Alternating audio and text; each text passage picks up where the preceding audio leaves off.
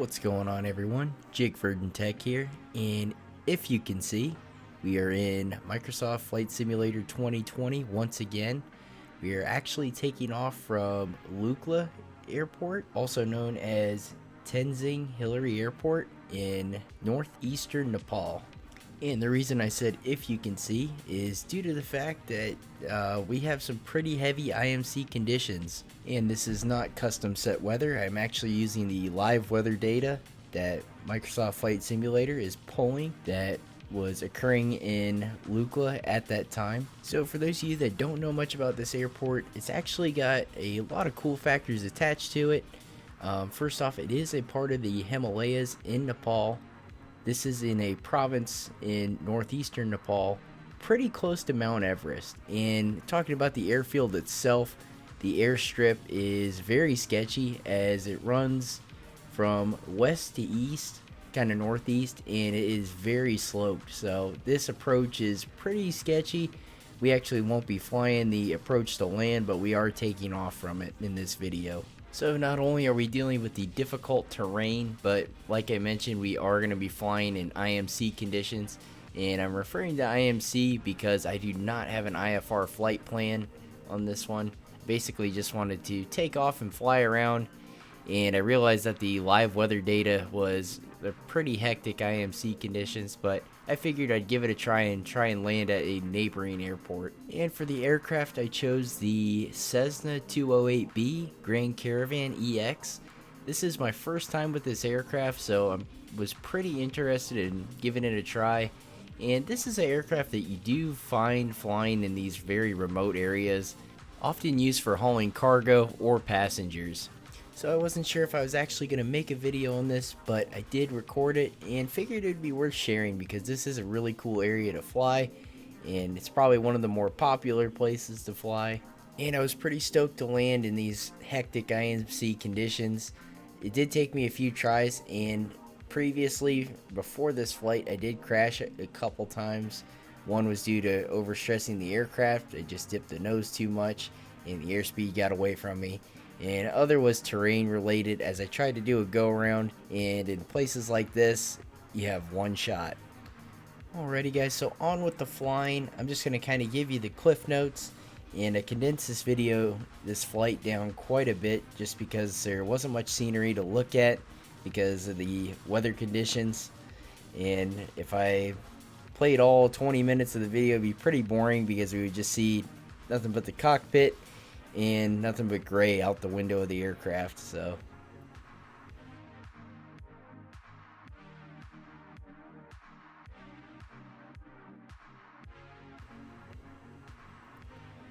for the takeoff, I only set the flaps to 20% due to the fact that once I got up in the air, I wanted to have still plenty of power and not too much drag on the aircraft, as I need a lot of power to prevent sinking, because once you go off of this airstrip, it does have a pretty steep drop below. So this airstrip, I believe the altimeter reads right around 9,000 feet.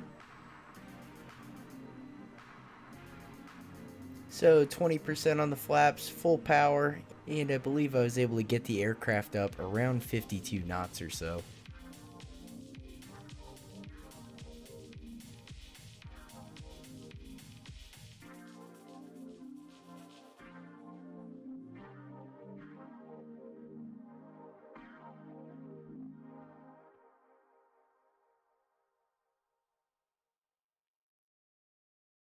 So guys, this is why I shortened the video, and I'm just kind of giving you the cliff notes. As you can see, it's pretty boring, and there's only a couple moments where you're able to see the terrain. But once you look out the cockpit, it's just nothing but gray for, a few miles till we get to the next airport. So, like I mentioned, I did not have an IFR flight plan set for this flight. I basically just wanted to take off and fly around in this area. So the way I was able to navigate, I used the Garmin G1000 NXIs. It's live terrain data in the PFD, along with using the MFD's maps, and I just kind of followed the valleys of the mountains because I knew that's where I had a little bit more room for altitude.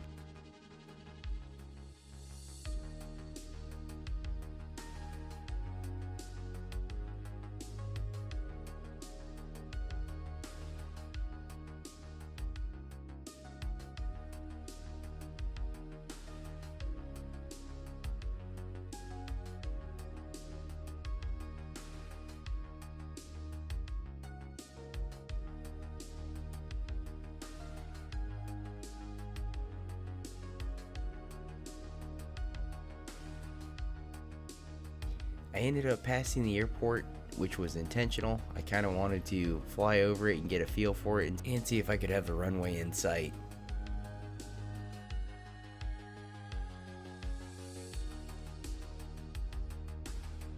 Luckily up ahead though, I had a great break in visibility, so I was able to come out of the clouds and actually see where I was to turn around and head back to the airport. This was a really cool break in the viz because the scenery over here was absolutely beautiful. Seeing the river run alongside of the mountain and the houses built up in the valley was really cool. And it was a perfect spot for me to loop back around and head back to the airport.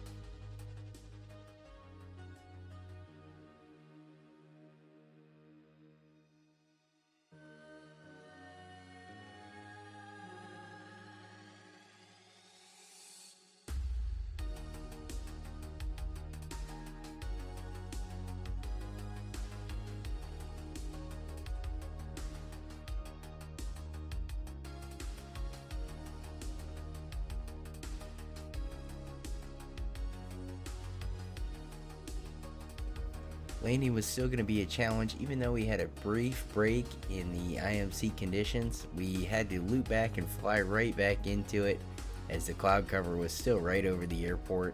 Luckily this time around I had a better idea of my altitude because during this flight I don't know if I had my altimeter set properly and I really didn't know the elevation of the airport I was landing at.